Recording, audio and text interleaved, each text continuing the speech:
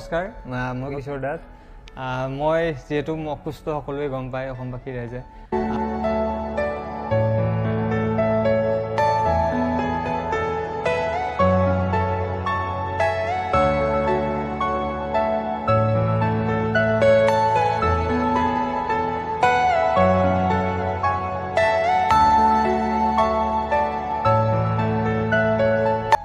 নমস্কাৰ, মই কিশোৰ দাস।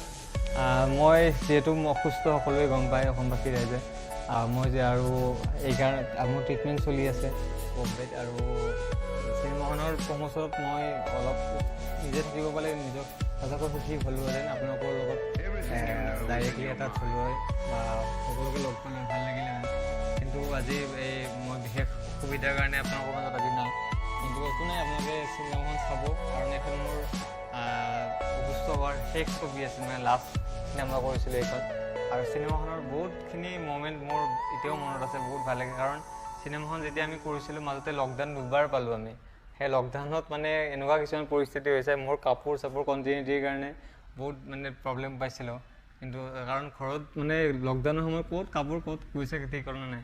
ইভেন মই নিজকে বডি মেইনটেইন কৰাৰ কাৰণে ছেইম লুকছ ৰখাৰ কাৰণে বহুত মেইনটেইন কৰিছিলোঁ। ডাইৰেক্টৰ সমীৰদাক মই বহুতবাৰ কৈছিলোঁ যে কি হ'ব, মই শকত হৈ গ'লে দিগদাৰ হ'ব।